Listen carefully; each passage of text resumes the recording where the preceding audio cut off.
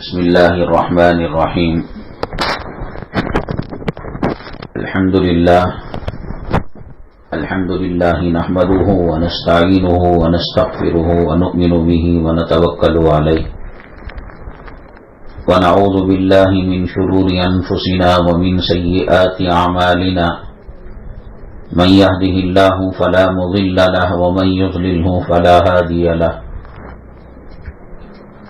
ونشهد أن لا إله إلا الله وحده لا شريك له ونشهد أن سيدنا ومولانا محمدا عبده ورسوله صلى الله عليه وعلى آله وأصحابه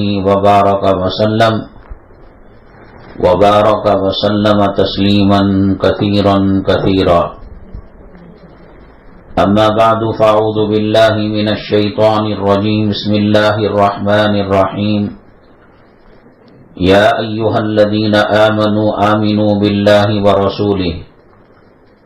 قال النبي صلى الله عليه وسلم جددوا إيمانكم أو كما قال النبي عليه الصلاة والسلام. رب اشرح لي صدري ويسر لي أمري واحلل عقدة من لساني يفقهوا قولي. اللهم صل على سيدنا مولانا محمد في أول كلامنا. اللهم صل على سيدنا مولانا محمد في أوسط كلامنا. اللهم صل على سيدنا مولانا محمد في آخر كلامنا. معزز اسلامی خواتین، انسانوں کا مزاج ہے کہ جو آدمی جس لائن کا رہتا ہے اس لائن کی چیزوں کو بہت بہتر وہ جانتا ہے. اس میں اچھا کیا ہے، خراب کیا ہے، ورجنل کیا ہے، ڈپلیکیٹ کیا ہے. بازار کے اندر کپڑا 10 روپے میٹر سے لے کر 15-20 ہزار روپے تک میٹر کا ملتا ہے. جو کپڑوں کی لائن کا آدمی رہتا ہے وہ پہچان لیتا ہے یہ ہلکا کپڑا ہے، یہ بھاری کپڑا ہے، یہ میڈیم کپڑا ہے. ڈریسز بھی فروخت ہوتی ہیں عورتوں کے، خواتین کے، لڑکیوں کے، بچیوں کے. بعض مرتبہ ایسا ہوتا ہے چمک دمک کم قیمت والے کپڑے میں زیادہ ہوتی ہے. یہ جو خواتین بنگڑیاں اور دیگر چیزیں جو پہنتی ہیں سونے کی، گولڈ کی، جو نقلی آرٹیفیشل چیزیں ملتی ہیں جو گجرات اور مہاراشٹر وغیرہ سے آتی ہیں، بعض مرتبہ اس کی چمک دمک اصلی سونے کے مقابلے میں زیادہ ہو جاتی ہے. لیکن جو خواتین اس لائن کی ماہر ہیں، جو مرد سنار ہیں، وہ دیکھتے ہی پہچان لیتے ہیں یہ کھوٹا سکہ ہے، یہ ورجنل سکہ ہے. ہم چونکہ غیر مسلم معاشرے میں رہتے ہیں، جگہ جا بجا ٹی وی، گانے، ناٹک، ڈرامے، پکچر، اور انگریز جب اس ہندوستان پر حکومت کر رہا تھا اس کی کوشش یہی تھی مسلمانوں کے دلوں سے اسلام کی، ایمان کی قدر و قیمت ہٹ جائے، قرآن کی عظمت دل سے نکل جائے، نماز کی کوئی اہمیت نہ رہے، اذان کی کوئی قدردانی نہ رہے.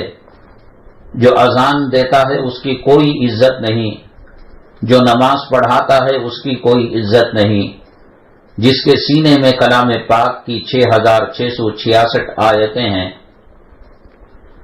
ایک گانے والے کے، ناچنے والے کے مقابلے میں سماج اس کو کوئی عزت نہیں دیتا. بڑی کسمہ پرسی کی زندگی گزارتے ہیں، بڑی لاچاری کی زندگی گزارتے ہیں. انگریز ہندوستان کو چھوڑ کر گیا تو بلا وجہ چھوڑ کر نہیں گیا. وہ مسلمانوں کے سروں سے ٹوپی ہٹا کر ہیٹ دے دیا، وہ جبہ اٹھا کر ٹی شرٹ دے دیا، وہ پاجامہ نکال کر جینس پینٹ دے دیا، عورتوں کے برقعے نکال کر بے حیائی کے کپڑے دے دیا، بے شرمی کے کپڑے دے دیا. اگر وہ چاہتا تو اور لمبا لڑ کر پھر مزید حکومت حاصل کر سکتا تھا. اس کو ہندوستان پر حکومت کرنا مقصود نہیں تھا، مطلوب نہیں تھا، اس کا ارادہ نہیں تھا. اس کا ارادہ یہ تھا کہ مسلمانوں کے دلوں سے ایمان کی قدر و قیمت نکل جائے، قرآن کی عظمت نکل جائے. میری مائیں اور بہنیں، سینکڑوں مرتبہ یہ بات کہہ چکا ہوں शिवाजी नगर के अंदर जो गोशा अस्पताल है वो इसीलिए बनाई गई कि औरत हॉस्पिटल नहीं जाया करती थी। कैंटोनमेंट रेलवे स्टेशन के पास मिशन हॉस्पिटल है जो ईसाई मिशनरी के लोगों ने बनाया। बिलखुसूस मुसलमान औरत जब उसके अंदर डिलीवरी वगैरह या इलाज के सिलसिले में, मुआलजे के सिलसिले में जाती है तो उनके डॉक्टर जो ईसाई मिशनरी के तरबियत याफ्ता हैं ऐसा जहन बनाते हैं, ऐसा मामला करते हैं कि दर्द ज्यादा उठे और डिलीवरी और विलादत का वक्त ना हो। फिर उसके बाद उनका जहन बनाते हैं कि मरियम के मुजस्समे के सामने कुल हुवल्लाह पढ़कर आप मोमबत्ती जलाएं, तुम्हारा मसला हल हो जाएगा। मसला हल करने के लिए रोकते यही हैं इंजेक्शन डालकर, लेकिन जब वो बेकरार हो जाती है, तड़प जाती है, खानदान वाले बहुत मजबूर हो जाते हैं तो उसको रास्ता बताया जाता है कि मरियम अलैहिस्सलातु वस्सलाम का जो मुजस्समा उन्होंने फर्जी बना रखा है वहां मोमबत्ती जलाएं और सुबह में जो ईसाइयों का प्रेयर होता है, दुआ होती है, उसमें शरीक हो जाए। जो खातून इल्म दीन से वाबस्ता नहीं रहती, उलमा की मजलिस से कभी वाबस्तगी नहीं हुई, वो कर बैठती है और जब वो कर जाती है तो फिर उसके बाद वो डिलीवरी के, विलादत के असबाब पैदा कर कर आसानी से मसले को हल कर देते हैं। तो वो जाहिल खातून जिसको कुरान के तर्जुमे का पता नहीं, शरीयत के मिजाज का पता नहीं, 100 में इक्का दुक्का कोई ऐसे खातून होती थी उस जमाने के अंदर। जिहालत जरूर थी, इल्म जरूर नहीं था, लेकिन खुदा का खौफ था, तकवा था, मर्दों के अंदर भी औरतों के अंदर भी बड़ों का इकराम और एहतराम होता था, छोटों पर शफकत होती थी, छोटे बच्चे बड़ों से डरा करते थे, कांपा करते थे। अब जब चप्पल का साइज बाप का बेटे का एक हो जाता है और बेटी और माँ का एक हो जाता है, वो माँ बाप के रिश्ते खत्म कर कर, हुर्मत वाले रिश्ते खत्म कर कर एक फ्रेंडली रिश्ता कायम कर लेते हैं। मालूम नहीं होता ये माँ बेटी हैं, ये दोस्ताना ताल्लुकात को कायम किए हुए हैं। मालूम होता है कि बाप और बेटा है, ये दोस्ताना ताल्लुकात कायम किए हुए हैं। ये बाप का इकराम, बाप का एहतराम, माँ का मर्तबा, माँ का मकाम दिलों से निकाल दिया। तो जिहालत के बावजूद बड़ों का इकराम होता था, एहतराम होता था। बच्चा कोई काम नहीं करता जब तक कि माँ से पूछ ना ले, बाप से पूछ ना ले, ना कारोबार शुरू करता। अब तो जिंदगी का जो सबसे बड़ा मरहला शादी का मरहला है, वो मरहले में खुद पापड़ बेल कर बहू को लेकर आता है। बाद मरतबा वो इस्लाम वाली नहीं होती, ईमान वाली नहीं होती, बाद मरतबा मुसलमान भी हो। अब जाहिर सी बात है कि माँ बाप की मर्जी के बगैर कॉलेज के अंदर और यूनिवर्सिटी के अंदर, स्कूलों के अंदर जो मोहब्बत करे, उनको ईमान का कहाँ पता चलता है, इस्लाम का कहाँ पता चलता है। खुदा का खौफ अगर करते और अल्लाह का डर अगर होता तो ये काम नहीं करते थे। बहरहाल इन्होंने मुर्तद बनाने के लिए ईसाई मिशनरीज स्कूलों को कायम किया और ईसाई मिशनरीज हॉस्पिटल को कायम किया।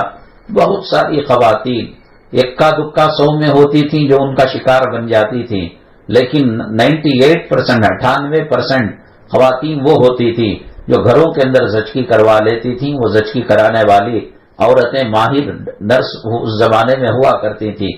1.5 रुपए में, 2 रुपए में मसला हल हो जाता। बाद मरतबा जच्चा मर जाती, बाद मरतबा बच्चा मर जाता। ऐसे में फिर टाउन के अंदर जो मस्जिद है, सेठों की मस्जिद, इस्माइल नाम है गालिबन उनका, सेठ साहब थे। उन्होंने, उनके अच्छे ताल्लुकात थे कारोबारी अंग्रेजों से। उन्होंने कहा हमारी कौम की औरतें मर रही हैं डिलीवरी के वक्त और बच्चों के जनाजे निकल रहे हैं, वो मिशन हॉस्पिटल जाना गवारा नहीं करते, वो गैर डॉक्टर को हाथ देकर नफ्स पकड़ाना गवारा नहीं करते। अल्लाह के रास्ते में जान दे देना गवारा है, लेकिन जिंदगी को बचाने के लिए अपनी तहारत का, अपनी पाकिज़गी का, अपने हिजाब का, अपने पर्दे का सौदा करने तैयार नहीं। तो तब अंग्रेज हुकूमत ने उनको इजाजत दी कि आप हॉस्पिटल बनिएगा। उसका नाम गोशा हॉस्पिटल था। माँ बाप का इकराम, एहतराम सब अब दाव पर लग चुका है। अल्लाह के नबी सल्लल्लाहु अलैहि वसल्लम ने फरमाया, बाप के चेहरे को मोहब्बत से देखना हज मबरूर का सवाब मिलता है। क्या मकाम होगा बाप का, क्या मकाम होगा, मर्तबा होगा बाप का कि अल्लाह के नबी सल्लल्लाहु अलैहि वसल्लम ने फरमाया कि सहाबी ने पूछा, अगर दिन में 70 मरतबा बाप के चेहरे को मोहब्बत से देखे شفقت سے دیکھے اور دل لگا کر دیکھے. اللہ کے نبی صلی اللہ علیہ وسلم نے فرمایا اللہ کے خزانے میں کوئی کمی نہیں. 1000 مرتبہ اور 10,000 کتنی مرتبہ نیک ارادے سے دیکھو گے اللہ حج مبرور کا ثواب مرحمت فرمائیں گے. حج مبرور کا ثواب گھر بیٹھے نہیں مل جاتا. باپ کا کیا درجہ ہوگا. اللہ کے نبی جناب محمد الرسول اللہ صلی اللہ علیہ وسلم نے فرمایا باپ جنت کا دروازہ ہے. اور ماں کے بارے میں تو کتنا فرمایا. ساری زندگی اگر کوئی مونڈے پر بٹھا کر اللہ کے کعبے کا طواف کرتے رہے، کراتا رہا بیٹا، اور حج کراتا رہا، عمرہ کراتا رہا. اللہ کے نبی صلی اللہ علیہ وسلم نے فرمایا، علماء نے بیان کیا ہے کہ ماں بچے کو پیدا کرتے وقت جو ایک آہ نکلتی ہے، جو درد کی وجہ سے چیختی ہے، ساری عمر عمرہ کرانے سے، طواف کرانے سے، ہر حج کے سیزن میں حج کرانے سے ایک آہ کا بھی حق ادا نہیں ہوتا. اب وہ سب جو ہے وہ حرمتیں، وہ ماں کا مرتبہ، وہ باپ کا مقام، بڑے بھائی کا مقام، چچا کا مقام. اللہ کے نبی صلی اللہ علیہ وسلم نے فرمایا خالہ ماں کی طرح ہے، چچا باپ کی طرح ہے. اب صرف نوٹوں کو گنا جاتا ہے. اس کے پاس دولت ہے، اس کے پاس روپیہ ہے، اس کے پاس پیسہ ہے. تو دنیا داری کے اندر ملوث کر کر انگریز ایک راستہ بتا کر مسلمانوں کی شرم و حیا کی چادر کو کھینچ کر نوجوانوں کو ڈرگس میں لگا کر، نشے میں لگا کر، شراب کی لت میں لگا کر ہمارے جو ہے لکسندرا کے اندر لال جی نگر میں چارشنبے کو اجتماع ہوتا تھا. اب ذرا دور گھر ہونے کی وجہ سے وہ سلسلہ ٹوٹ گیا ہے.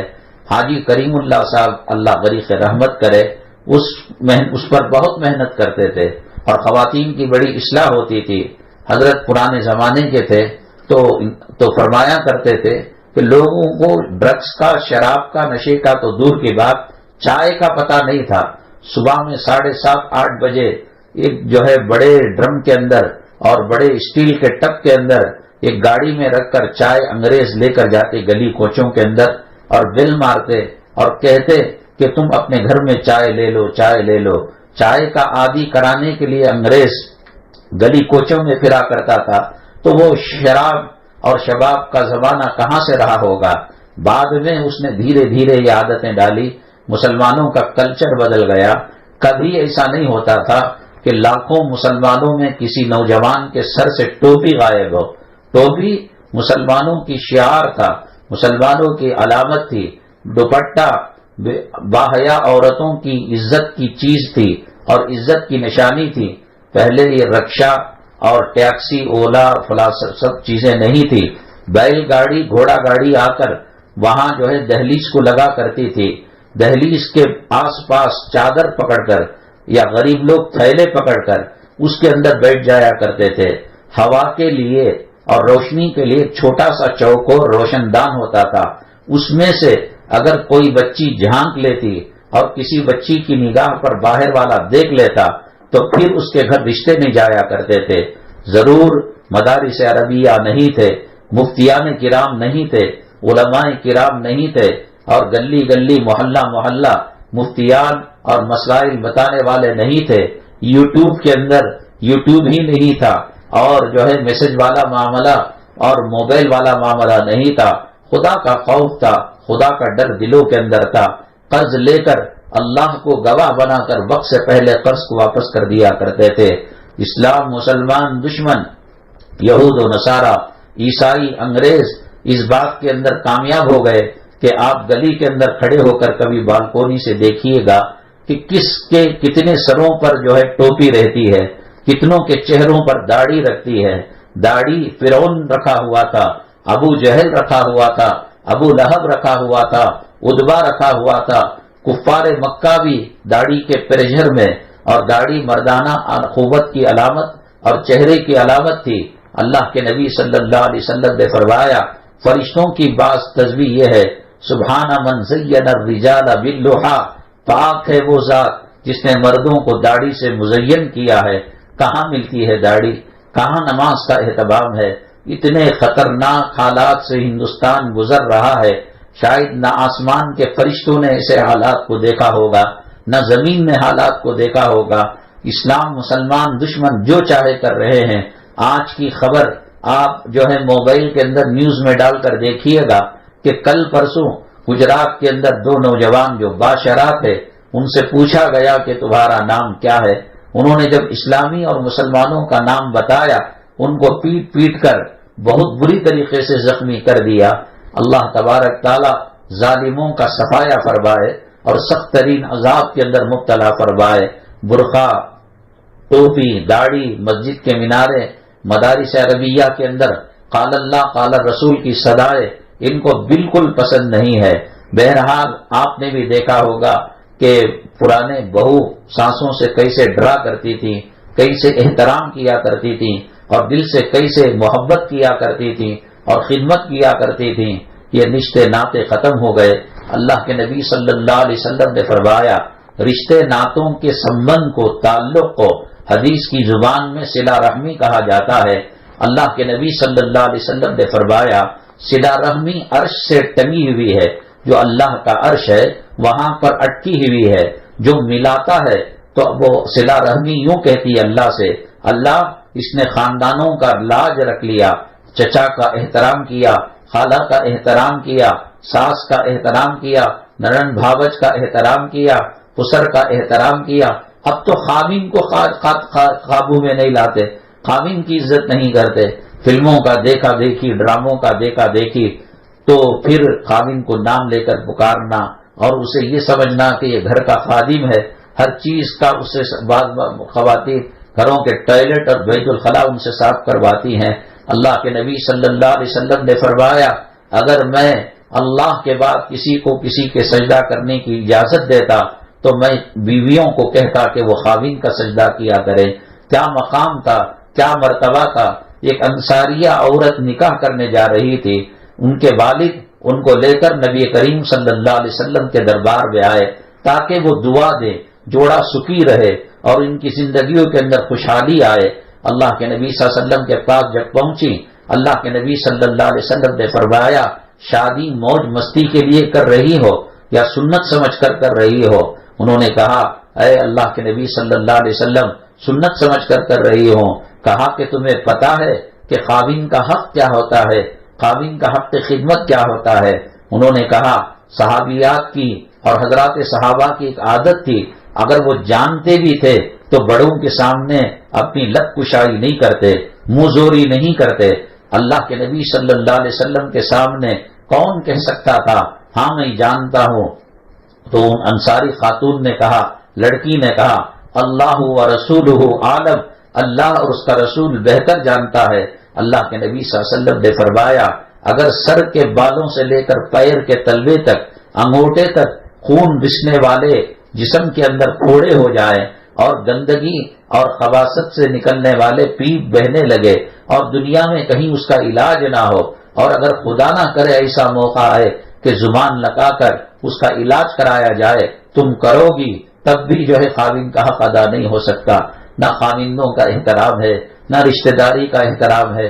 بعض لوگ موبائل کے اندر اتنے چمٹے ہوئے رہتے ہیں اور اتنا اس کو ساتھ رکھتے ہیں گویا ان کی آنکھوں کی ٹھنڈک ہے، گویا ان کی روح کی غذا ہے۔ آپ یہ سمجھ کر کے صلہ رحمی ہے، رشتہ داری کو نبھانا ہے، ملاقات کے لیے جاتے ہیں تو اس کا گھر کا کوئی فرد، چھوٹے بچے موبائل گیم کے اندر لگ جاتے ہیں، خالہ گئی ہے، بہن گئی ہے، رشتہ دار گئے ہوئے ہیں، نانی گئی ہوئی ہے، دادی گئی ہوئی ہے، اس کا کوئی ان کو اثر نہیں پڑتا۔ بڑے جو ہے اس کے اندر پتہ نہیں کیا انگلیاں کرتے رہتے ہیں فیس بک میں، واٹس ایپ میں، اور پھر چھوٹے بچے گیموں کے اندر مشغول رہتے ہیں۔ ایک اللہ کا پیغام آتا ہے صبح میں، الصلاۃ خیر من النوم، نماز نیند سے بہتر ہے۔ اللہ کا پیغام آتا ہے حی علی الصلاۃ حی علی الفلاح، آ جاؤ نماز کی طرف، آ جاؤ کامیابی کی طرف۔ وہ اللہ کا میسج آتا ہے، اللہ کا میسج کلام پاک کے 30 پارے ہیں، اللہ کا میسج کلام پاک کی 114 صورتیں ہیں، اللہ کا میسج کلام اللہ کی 7 منزلیں ہیں، اللہ کا میسج اور پیغام 6666 آیتیں ہیں۔ آپ بتائیے گا کہ خاندان کے کتنے افراد مرد و عورت سورہ فاتحہ کا ترجمہ جانتے ہیں؟ اللہ کا میسج اس عالم میں آئے ہوئے 1400 سال کا عرصہ گزر گیا، موبائل کے اندر سلام پھیرا، السلام علیکم ورحمۃ اللہ، السلام علیکم ورحمۃ اللہ، فوراً موبائل اٹھایا، کہا کہ واٹس ایپ میں کیا میسج ہے، فیس بک میں کیا میسج ہے۔ اللہ موبائل کا برا کرے کہ اس نے آ کر رشتہ داریوں کو توڑ دیا، دل کی محبتوں کے واسطوں کو توڑ دیا۔ پہلے ایسا تھا کہ مہینے میں ایک آدھ مہینے میں رشتہ داری کو نبھایا جاتا تھا، رشتہ داروں سے ملا جاتا تھا۔ اللہ کے عرش سے ٹنگی ہوئی جو صلہ رحمی ہے، جو رشتہ داری ہے، وہ یوں کہتی ہے، اے اللہ جس نے مجھے ملایا وہ تجھ سے ملا دے، اور جس نے اس کو کاٹا ہے، ماں اور بیٹوں کے درمیان تفرقہ، بیوی بچوں کے درمیان اور تفرقہ، خاوند اور بیوی کے درمیان جھگڑے، رشتہ داریوں کو جس نے توڑا ہے وہ صلہ رحمی کہتی ہے، اللہ اس نے مجھے توڑ دیا، تیری رحمت سے اس کو توڑ دے۔ نماز پڑھنے کا نام عبادت نہیں ہے، بہت ساری چیزیں عبادت ہیں، رشتہ داری کو نبھانا، مریضوں کی عیادت کرنا، اخلاق کے ساتھ غیروں کے ساتھ پیش آنا، بچوں کو دین کے راستے پر لگانا، یہ سب صلہ رحمی ہے۔ علماء نے لکھا ہے، حدیث میں آیا ہے کہ شیطان اپنی مجلس، جیسے ہم یہاں پر مدنی منزل میں اپنی مجلس ہفتے کے دن 3:30 بجے لگاتے ہیں، شیطان اپنی مجلس سمندر کے اوپر لگاتا ہے اور تمام دنیا کے نمائندوں کا جوڑ کرتا ہے، ہندوستان سے بھی جاتے ہیں، پاکستان سے بھی جاتے ہیں، برما سے بھی جاتے ہیں، سعودی عربیہ سے، قطر سے، کویت سے، دوحہ سے، ساری دنیا کے نمائندے وہاں اس مجلس میں حاضر ہوتے ہیں۔ جو بڑا شیطان ہوتا ہے ان کا مکھیا، وہ پوچھتا ہے، حاجی سنائیے، آپ اپنے اپنے کارناموں کو سنائیے۔ کوئی کہتا ہے ایک آدمی نماز کو جا رہا تھا، میں نے اس کو نماز سے دور کر دیا، اور یہ وہم اس کے دل میں ڈال دیا کہ گھر کے اندر کوئی مہمان ارجنٹ آیا ہوا ہے، یا گیس کھلا رکھ کر آ گیا ہے، یا گیس کا چولہا ایسے ہی جلتا ہوا، یا گیزر کو آن کر کے آ گیا ہے، میں نے اس کے دل میں وسوسے ڈال کر نماز سے دور کر دیا۔ جو مکھیا امیر شیطان ہوتا ہے وہ کہتا ہے کہ بیٹھ جا بیٹھ جا، کوئی کہتا ہے کہ روزے سے روکا، تو کہا کہ بیٹھ جا، اور کوئی کہتا ہے کہ میں نے عورت کو پردے سے روکا، وہ کہتا ہے کہ بیٹھ جا۔ ایک چھوٹا سا شیطان تھا، وہ کٹی شیطان جس کو کہتے ہیں، وہ خاموش بیٹھا ہوا تھا، اپنے امیر صاحب کی طرف متوجہ نہیں تھا۔ اس نے سوچا کہ لوگ کو حج سے روکا گیا تو امیر صاحب نے اس کو مانا نہیں، نماز سے روکا، پردے سے روکا، اور فلاں فلاں بے حیائی کے سیریل دکھایا۔ امیر صاحب نے کہا کوئی کارنامہ نہیں ہے۔ تو اس کے بعد امیر صاحب نے کہا کٹی شیطان سے، چھوٹے شیطان سے، بھائی تم بھی تو کچھ بتاؤ کہ تمہاری کیا کارگزاری ہے، کہ تم نے کیا کارنامہ انجام دیا۔ اس نے کہا میں کیا بتاؤں، بڑے بڑے شیاطین حج میں رکاوٹ ڈالے، اور دین میں رکاوٹ ڈالے، تلاوت میں رکاوٹ ڈالے، نماز روزے میں تو مانا نہیں، میرے پاس تو چھوٹا سا ایک کام ہے، اس کا کیا، پھر بھی بتا، تو شیطان ہے تو کچھ تو کرے گا۔ کٹی شیطان کہنے لگا کہ میاں بیوی کے اندر میں نے جدائی ڈال دی، طلاق کی نوبت آ گئی، خلا کی نوبت آ گئی۔ اللہ کے نبی صلی اللہ علیہ وسلم نے فرمایا ثلاث جدہن جد وہزلہن جد، 3 چیزیں ایسی ہیں جن کا سچ بھی سچ ہے اور جن کا مذاق بھی سچ ہے۔ آپ گھر کے اندر ایسا ماحول پیدا نہ کرے، ایسا ماحول کریٹ نہ کرے۔ شیطان انسان کے جسم میں ایسا دوڑتا ہے جیسا خون رگوں کے اندر دوڑتا ہے، وہ چاہتا ہے میاں بیوی میں جھگڑے پیدا کر دے، میاں بیوی کے اندر اختلافات پیدا کر دے۔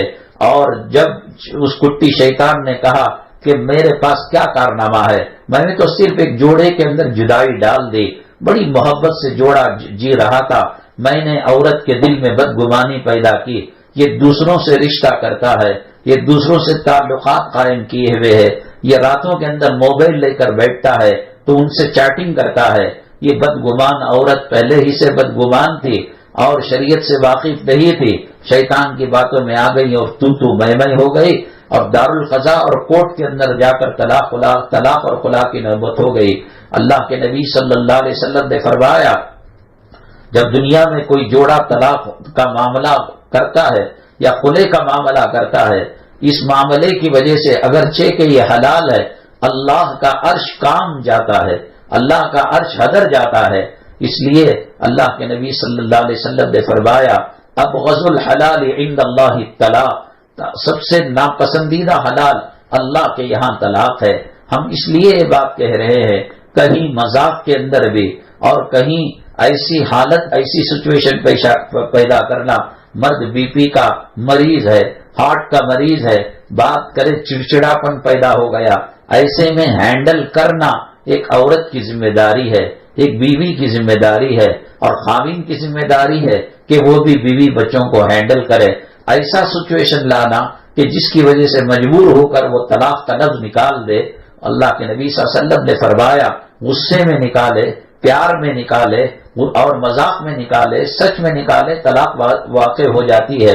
پاکستان کی سیریل کے اندر مسلمان جوڑے کام کیا کرتے ہیں، ایک سیریل ایسا تھا کہ اس کے اندر مسلم جوڑے کو یہ بات دی گئی تھی کہ وہ کسی بات پر کلاکاری کے طور پر، ناٹک اور ڈرامے کے طور پر بیوی کو طلاق دیتا ہے۔ وہ ایک صرف سیریل تھا، لیکن اپنی بیوی کو مذاق میں یا سیریل کے طور پر یا ڈرامے کے طور پر طلاق دینے کی وجہ سے تمام پاکستان کے علماء اور تمام دنیا کے علماء نے کہا کہ اس کی بیوی پر طلاق پڑ گئی۔ تو اس لیے یہ بڑا نازک معاملہ ہے، اللہ تبارک تعالیٰ کو بھی یہ پسندیدہ معاملہ نہیں ہے، تو اس نے یہی کہا کہ میاں بیوی کے اندر میں نے تفریق ڈال دی۔ شیطان اٹھا اپنی جگہ سے، جو صدارت کا منصب تھا، جو صدارت کی گدی تھی، اٹھا، میں تجھے گلا لگانا چاہتا ہوں، تو گلے لگا لیا اور کہا ان لوگوں میں سب سے اچھا کارنامہ تو نے انجام دیا۔ اللہ کے نبی صلی اللہ علیہ وسلم نے صحابہ کرام رضوان اللہ علیہ مجمعین سے پوچھا، کیا تم جانتے ہو کہ حج سے بہترین ثواب والا کام کیا ہے؟ روزے اور عمرے اور نماز، صدقہ، خیرات، اس سے بہتر کام کیا ہے؟ میں نے بتایا حضرات صحابہ کرام رضوان اللہ علیہ مجمعین کا مزاج ہے کہ وہ یہی کہتے تھے، اللہ و رسولہ عالم، اللہ اور اس کا رسول بہتر جانتا ہے۔ اللہ کے نبی صلی اللہ علیہ وسلم نے فرمایا، دو بچھڑوں کو ملا دینا، میاں بیوی کی غلط فہمیاں دور کر دینا، ساس بہو کی غلط فہمیاں دور کر دینا، مالک اور کرایہ دار کے درمیان جو غلط فہمیاں ہیں اس کو دور کر دینا۔ اللہ کے نبی صلی اللہ علیہ وسلم نے فرمایا کہ ان کو حج سے زیادہ، عمرے سے زیادہ، نماز سے زیادہ، صدقے سے زیادہ، خیرات سے زیادہ اللہ ثواب برحمت فرماتے ہیں۔ توڑ کی باتیں کرنے والوں سے اللہ خفا ہو جاتے ہیں۔ حضرت فرید الدین گن شکر رحمت اللہ علیہ سفر کر کے جا رہے تھے، راستے میں گاؤں پڑا، انہوں نے سوچا کہ یہاں چلے نماز پڑھ لیں۔ گاؤں کے لوگوں نے پہچان لیا کہ فرید الدین گن شکر اللہ کے ولی ہے، اللہ کے بزرگ ہے، ان سے ملاقات کرنی چاہیے اور ان سے دعائیں لینی چاہیے۔ تو جا کر لوگ جو ہے ان سے مصافحہ کیے۔ اس گاؤں کے اندر قینچی وہ بنانے والے کاریگر بہت مشہور تھے اور بہت بڑھیا اور بہترین کوالٹی کی قینچی بنائی جاتی تھی۔ اب گاؤں کے اندر جو چیز مشہور ہے وہی تو دی جائے گی، بھائی آگرہ کا پیٹھا ہے اور جو ہے کسی ہاپوڑ کے پاپڑ ہیں، یہ سب اپنی اپنی جگہ کی مشہور چیزیں ہیں اور ان کے اندر کوئی خاصیت بھی رہتی ہے۔ ناگپور کی نارنگی ہے، ہم ایک مرتبہ پروگرام کے لیے گئے، میزبان گھمانے کے لیے ہمیں لے گئے، راستے میں جو منڈی پڑی وہاں انہوں نے ہمیں جو ہے نارنگی دی۔ ہم نے کہا اس کو ڈھو کر کہاں ڈھوتے پھریں گے ہم، ہوائی جہاز میں جو ہے پھر اس کا کرایہ، حضرت کھا کر تو دیکھیے۔ تو پھر جو کھایا تو پتا چلا کہ رسگلہ اور جامن اس کے سامنے فیل ہے۔ اللہ نے ایک ایک جگہ ایک ایک چیز رکھی ہے، کہیں زعفران کو رکھا ہے، کہیں پھولوں کو رکھا ہے، اور کہیں اللہ تبارک تعالیٰ نے کسی اور چیز کو رکھا ہے، خاصیتیں ہوتی ہیں۔ تو اللہ کے نبی صلی اللہ علیہ وسلم نے فرمایا دو بچھڑوں کو ملا دینا سب سے بڑا ثواب کا کام ہے۔ جھوٹ پر قرآن نے لعنت برسائی ہے۔ انسان چوری کرتا ہے مسلمان، اور بدکاری کرتا ہے اور قتل کرتا ہے، لعنت نہیں ہے، ان کی سزاؤں کو بیان کیا گیا ہے، لیکن اللہ تعالیٰ نے کلام پاک کے اندر کہا الا لعنت اللہ علی الکاذبین، جھوٹ بولنے والوں پر خدا کی لعنت ہو، یہ بات قرآن پاک نے کہی ہے۔ لیکن ایک جھوٹ ایسا ہے کہ اس جھوٹ پر اللہ تعالیٰ اجر مرحمت فرماتے ہیں، ثواب مرحمت فرماتے ہیں۔ میاں بیوی کے اندر لڑائی ہو گئی، ماں باپ اور اولاد کے درمیان جدائی ہو گئی، بیوی میکے چلی گئی، خاوند اپنی جگہ پر ہے، تو بیچ میں ایک شخص آیا، کہا کہ بھئی بیگم کو بلا لیتے، آپ کا گھر بھابھی صاحبہ نہ ہونے کی وجہ سے سونا سونا لگ رہا ہے۔ عورت گھر کی زینت ہوتی ہے، گھر کا چراغ ہوتی ہے، گھر کا نور ہوتا ہے، اللہ کے نبی صلی اللہ علیہ وسلم نے عورتوں کے حقوق بیان کیے ہیں، وہ کہنے لگا کہ بڑی ظالم ہے عورت، وہ کھانا وقت پر نہیں دیتی، بچوں کو گالیاں دیتی، الٹا سیدھا اس نے بتا۔ اور اس کے بعد پھر وہ گیا، وہ لڑکی کے جو والد تھے وہ اس کے دوست تھے، کہنے لگا ابھی ابھی میں ظہر کے بعد یا عصر کے بعد آپ کے داماد جی سے مل کر آیا، وہ کھانا نہیں کھا رہے ہیں، وہ چائے نہیں پی رہے ہیں، وہ صرف سگریٹ سلکا کر جو ہے ایک کے پیچھے ایک پی رہے ہیں۔ میں نے کہا کہ آپ سگریٹ کیوں پیتے ہیں، اتنا پینے کی آپ کی عادی نہیں ہے؟ تو وہ کہنے لگے بیوی کی جدائی کا غم ستا رہا ہے، حالانکہ مست مولا بنے ہوئے ہیں، بیوی کے کیا حقوق ہیں شریعت کے اعتبار سے جانے ہوئے نہیں ہیں، لیکن انہوں نے جھوٹ کہا کہ آپ کے بغیر نہ سو پا رہے ہیں، ہمیشہ رو رہے ہیں، موبائل کے اندر ڈسپلے میں آپ کی تصویر ڈال کر وہ دعا اللہ سے کر رہے ہیں اللہ اس کو لوٹا دے، گھر کی زینت بنا دے۔ پھر اس کے بعد خاوند ملا، خاوند جو ان کا دوست تھا، کہا کہ کیا ہوا جو آپ گئے تھے میرے بیگم کے گھر، بری حالت ہے، ایڈمٹ کرنا باقی ہے، آئی سی یو کے اندر داخل کرنا باقی ہے، بس روئی جا رہی ہے، روئی جا رہی ہے، نہ روٹی پسند ہے، نہ کھانا پسند ہے، نہ فروٹ لایا جاتا اس کو، نہیں میرا خامن کہہ رہی ہے۔ حالانکہ یہ جھوٹ کا معاملہ تھا، لیکن ایسا جھوٹ جو عام جھوٹ کے مقابلے میں اللہ اجر مرحمت فرماتے ہیں، ثواب مرحمت فرماتے ہیں، جہاں اللہ نے کلام پاک میں فرمایا الا لعنت اللہ علی الکاذبین، آگاہ ہو جاؤ اللہ کی لعنت جھوٹے لوگوں پر ہے۔ لیکن یہ جھوٹ اللہ کو اتنا ہزاروں سچ کے مقابلے میں پسندیدہ ہے۔ انسان جو غیبت کرتا ہے، غیبت سمجھتے ہیں آپ کہ جو ہے بہو ساس کی غیبت کرتی ہے، اپنے ماں باپ کے یہاں میکے جا کر یوں کہتی ہے میری ساس میرے ساتھ یہ معاملہ کرتی ہے، میری ساس کے اندر اتنی بیماریاں ہیں، میری ساس یہ گناہ کرتی ہے، نماز نہیں پڑھتی ہے۔ قرآن شریف کہتا ہے ایحب احدکم ان یاکل لحم اخیہ میتا فکریہتموہ، کیا تم میں کا کوئی آدمی پسند کرتا ہے کہ مرے ہوئے بھائی کا گوشت کھائے؟ میری مائیں اور بہنیں، آج جو عام طور سے جسمانی بیماریاں آ رہی ہیں اور ایک کے بعد ایک بیماری قطار میں کھڑے ہو کر، لائن میں کھڑے ہو کر انسان کی زندگی کو تباہ کر رہی ہے، برباد کر رہی ہے، یہی غیبت کی وجہ سے، چغلخوری کی وجہ سے۔ غیبت کے بارے میں یہی بات ہے کہ ہاں وہ باتیں اس کے اندر ہیں، وہ نماز نہیں پڑھتی ہے، سر پر دوپٹہ نہیں رکھتی ہے، اور بہوؤں کو اور گھر میں گالی کا ماحول بنا رکھا ہے۔ یہ سچ تو ہی ہے، یہ سچ بات اپنے باپ کو بتا رہی ہے، بہو اپنی اماں کو بتا رہی ہے، لیکن ایسا سچ جس سے کسی کی انسان کی عزت کے اندر فرق ہو اور اس کے مقام و مرتبے میں فرق ہو، حالانکہ وہ چیزیں اس کے اندر موجود ہیں۔ اس سچ پر اللہ کا عذاب ہے، اس جھوٹ پر اللہ تعالیٰ کی رحمت ہے جس سے دو دلوں کو ملایا جائے۔ غیبت جو چیز ہوتی ہے وہی کہا جاتا ہے، اور اگر وہ چیز نہیں ہے اس میں اور پھر کہا جا رہا ہے، اس کو سورہ نور کے اندر بہتان کہا گیا ہے۔ بہتان جھوٹی چغلخوری کرنا اور غیبت اصلی چغلخوری کرنا، تو غیبت کے اندر سچ ہی تو کہا جاتا ہے، لیکن یہ سچ اللہ کو پسند نہیں جس سے دلوں کے اندر توڑ آ جائے۔ فرید الدین گن شکر رحمت اللہ علیہ علاقے کے اندر قینچی مشہور تھی، ان کو دیا گیا، حضرت نے کہا یہ قینچی کاٹنے والی چیز ہے، ملانے والی چیز سوا اور سوئی ہے، آپ مجھے تحفے کے اندر وہ دو۔ ہمارے بڑے، ہمارے بزرگان دین دلوں کو ملانے کا کام کیا کرتے تھے۔ میری مائیں اور بہنیں، جس لائن کی جو عورتیں رہتی ہیں اور جس مزاج کے جو مرد حضرات رہتے ہیں وہی پہچانتے ہیں۔ ہیرے اور پتھروں کے اندر فرق کرنا جوہری کا کام ہے، سنار کا کام ہے کہ ورجنل سونا اور آرٹیفیشل بنگڑیاں اور زیورات کے اندر فرق وہی کر سکتا ہے، عام لوگ فرق نہیں کر سکتے۔